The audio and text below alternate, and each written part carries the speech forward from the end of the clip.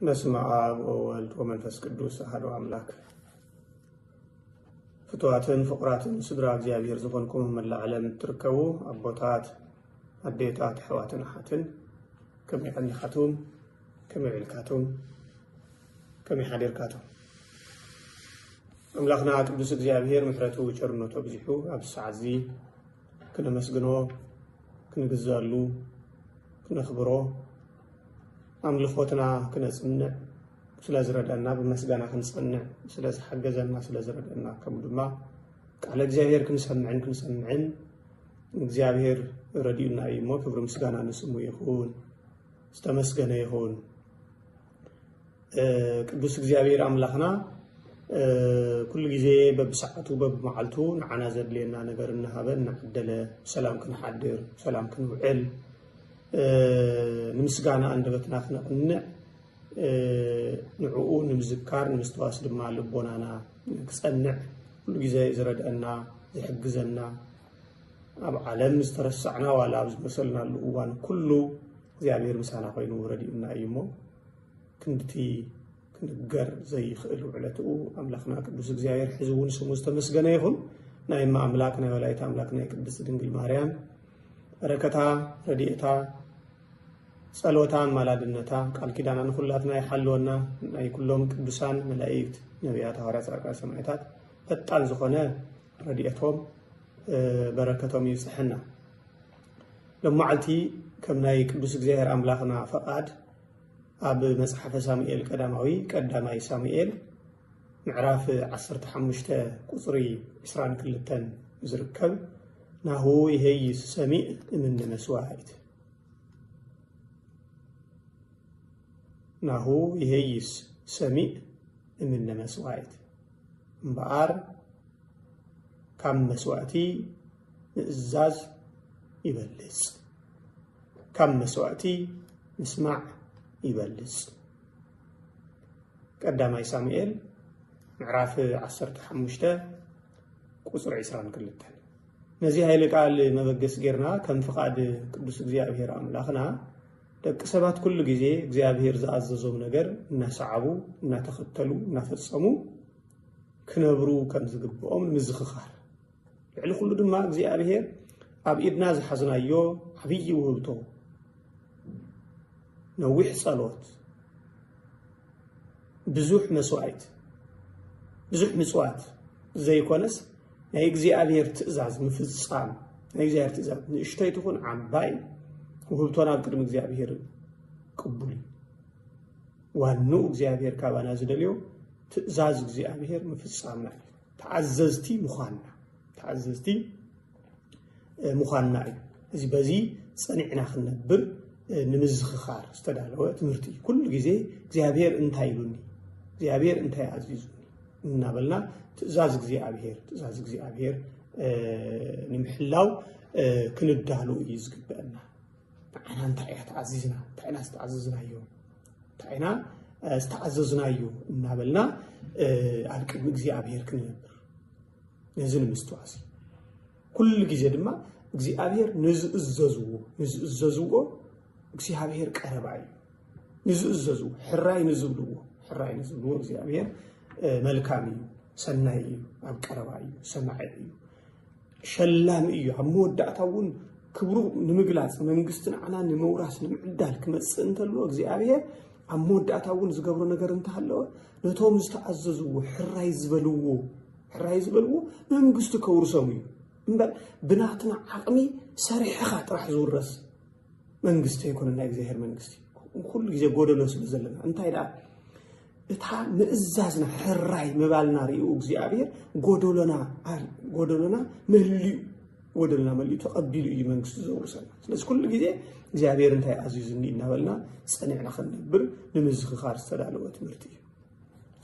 እዚ ኃይለ ቃል ኣብ መጽሐፈ ሳሙኤል ቀዳማይ መጽሐፈ ሳሙኤል ምዕራፍ 15 ቁጽሪ 22 ዝርከብ ኃይለ ቃል እዩ። እቲ ቃል ድማ ዝተናገሮ ሳሙኤል ዝተባሃለ ነቢይ እዩ። እዚ ኣብ ታሪኽ ነቢይ ሳሙኤልን ኣብ ታሪኽ ንጉስ ሳኦልን ዝርከብ ዓብይ ታሪኽ እዩ። እስራኤላውያን ቀዳማይ ንጉሶም ሳኦል ነይሩ ካብ መሳፍንት ድማ ናይ መወዳእታ መስፍን ወነቢይን መስፍንን ኮይኑ ዘገልግል ዝነበረ ሳሙኤል እዩ ሳሙኤል ነቢይውን ኮይኑ ካህንውን ኮይኑ ንጉሰይ ነበረን ሽዒቱ ግን መራሒ ኮይኑ መስፍን ኮይኑ ዘገልግል ዝነበረ አቦ እዩ ኮይኑ ግን ሳኦል ድማ ናይ መጀመርያ ንጉስ ኮይኑ ሳኦል ቀቢእዎ ናይ መጀመርያ ልዕሊ እስራኤል ዝነገሰ ንጉስ ሳኦል ንብሎ ማለት እዩ ኣብ መንጎ እዞም ክልተ ሰባት ዝነበረ ህይወት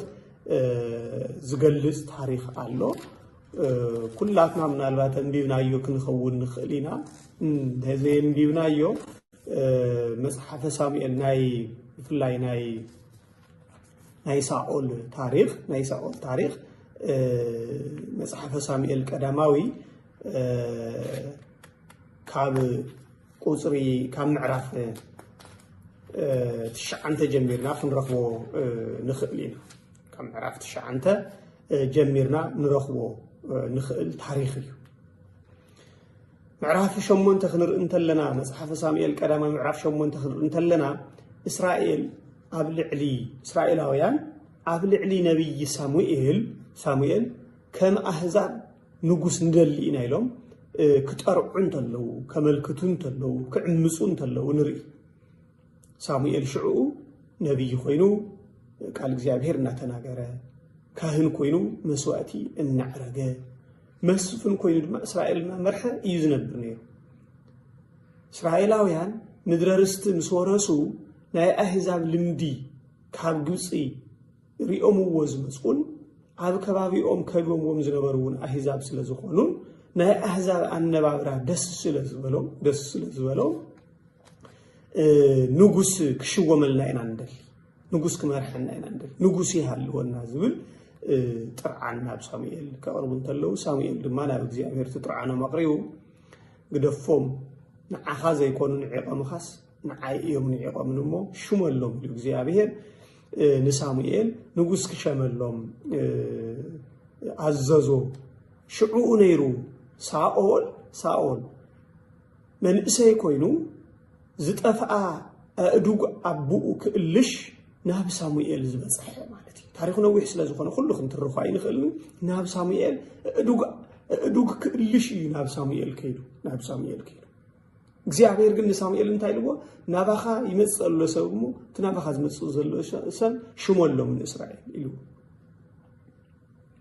ሳኦል ናሙኤል ከኣትን ተሎ ሳኦል ናብ ሳሙኤል ዝኸይድ ዘሎ ብዛዕባ ኣእዱጉ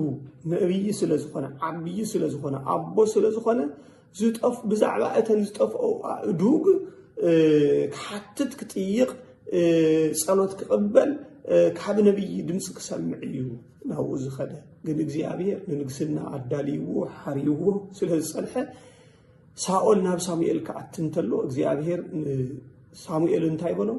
እቲ ሽሞ ዝበልኩኻ ናባኻ ይመጽእ ኣሎ እሞ ሽሞ ዝበልኩኻ እዚ እዩ ኣመልኪቱ እግዚአብሔር ክሽውም ሓረ ምንም ከይስራሕ ምንም ከይገበር ሽመኒ ኢሉ እውን ኣየመልክተ ሳኦል እግዚአብሔር ግን ንሽመት ሓረዮ እሞ እግዚአብሔር ሳሙኤል ልኢኹ ቀብኦ ቅብኣ መንግስቲ ድማ ተቐቢኡ ሳኦል ኣብ ልዕሊ እስራኤላውያን ንጉስ ኮይኑ ተሸመ ኣብዚ ግዜ እዚ ናይ ሳሙኤል ድምፂ ይሰምዕ ይእዘዝ እግዚአብሔር ከምዚ ስራሕ ኢሉካ እግዚአብሔር ከምዚ ፈጽም ኢሉካ እናበለ ሳሙኤል ክእዝዞ እንተሎ ሳኦል ተኣዚዙ ሕራይ እናበለ ናይ እግዚአብሔር ድምፂ እናሰምዐ ይነብር ነበረ ካብ ዕለታት ሓደ መዓልቲ ግን ኣብ መጽሓፍ ሳሙኤል ቀዳማዊ ምዕራፍ 15 ግን ክንጅምር እንተለና እግዚአብሔር ንሳኦል ኣዘዞ ብሳሙኤል ኣቢሉ ሳሙኤል ካብ እግዚአብሔር መልእኽቲ ተቀበለ ነብይ ስለ ዝኾነ ካብ እግዚአብሔር መልእኽቲ ተቀቢሉ ናብ ሳኦል መፀ ንሳኦል ድማ ኣዘዞ ኢሎፍላውያን አማሌቃውያን ስለዚህ ቆጥዑኒ ስለዚህ ሰምዑኒ ከጥፎኦም እየሞ ወፂኻ ኺድ አጥፋ እዮም ሓደ ሰብ ኣይትግደፍ እንስሳት ኣይትግደፍ ኩሎም አጥፋ እዮም ኢሉ እግዚአብሔር አዘዞ ሳኦል አዘዞ ዳሕራይ ሳሙኤል ወፊሩ ከይዱ ምስ ወፈረ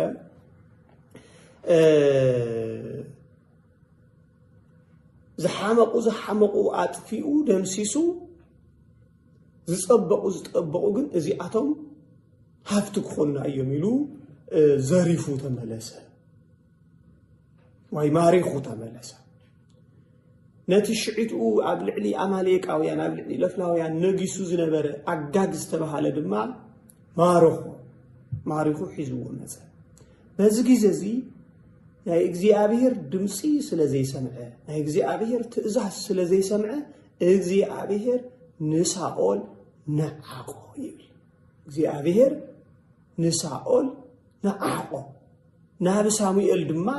ድምፀ ስምዐ እግዚአብሔር መጽሐፈ ሳሙኤል ምዕራፍ 15 ቁጥር 14 ወኮነ ቃል እግዚአብሔር ሀበ ሳሙኤል ወይቤሎ ነሳይኩ እስመ አንገስኩ ወለሳኦል ወረሰይኩ ወንጉሰ እስመ ሃደገ ተሊወቴ ወኢአቀበ ቃልየ እግዚአብሔር ናብ ሳሙኤል ድምፅ ለአኸሞ ንሳኦል ስለዘንከስክዎ ተናሳሑ እግዚአብሔር ከምዝ ስሕት ከምዝ ወድቕ ጠፊኡዎ ኣይኮነን ከምዝ ዝብል ዘሎ ተናሳሑ ዝብል ዘሎ ክሽወም ዘይግብኦ እናሃለወ ከምዝ ሸሞ ዘይግብኦ እናሃለወ ከምዝ ሸሞ ዘይእዘዝ ልቢ ከምዘለዎ ናይ ሳኦል አሊዮ ህግ ወይ ድማ አሊዮ ቃል ናይ ቃል ምሕባል ዘይምስማዕ ድማ ዓባይ ከም ዝኾነት እግዚአብሔር ዘምህረና ዘሎ ኣብዚ እግዚአብሔር ዝበለና ዘይምስማዕ ክንደየናይ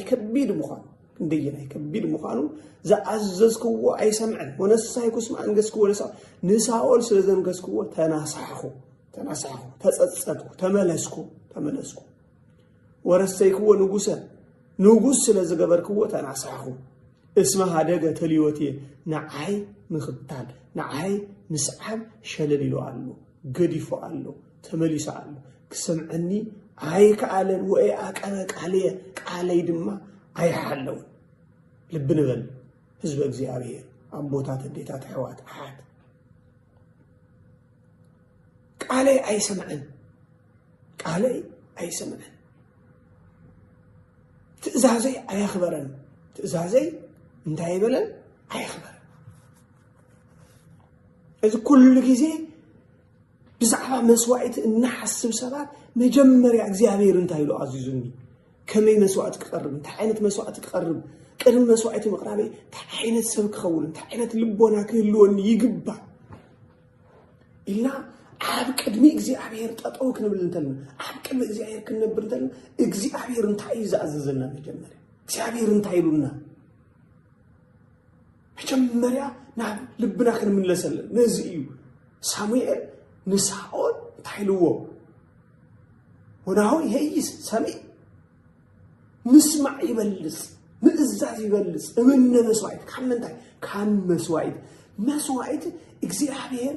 ቱ መስዋዕት ባዕሉ ንእግዚአብሔር ንእዘዞ ምዃንና መፍለጢ እዩ እምበር እግዚአብሔር ናትና መስዋዕት ዝበልዕን ዝሰትን ኮይኑ ይኮነ ንእግዚአብሔር ንእዘዞ ምዃንና ዝፍለጠሉ እዩ ስለዚ ቅድሚ መስዋዕቲ ክንገብሮ ዘለና እዚ እቲ መስዋዕቲ ዝብል ዘለዓሎ ሳሙኤል ምኽንያት ኣለዎ እንታይ ምኽንያት ሳኦል ኩሉ ግዜ ዝገርም ነገር ኩሉ ግዜ ሰባት ልብና ደስ ተብላ እዚኣ እያልና ምስ ፈጸምና እያ ዳሕራይ መምሰልቲ እንታይ ዓይነት ህይወት ከም ዘለና ብጣዕሚ ዝገርም ንእግዚአብሔር ኢልና ዝገበርናዮ ምዃኑ ኢና ሰብ ክፈልጠልና እንደል ንባዕልና ወይ ክሕጉሰና ወይ ልብና ፈቂድዎ ደስ ከብለና ወይ ድማ ክፍኣትና ክግለጽ ዝኾነ ነገር ንገብሮ እሞ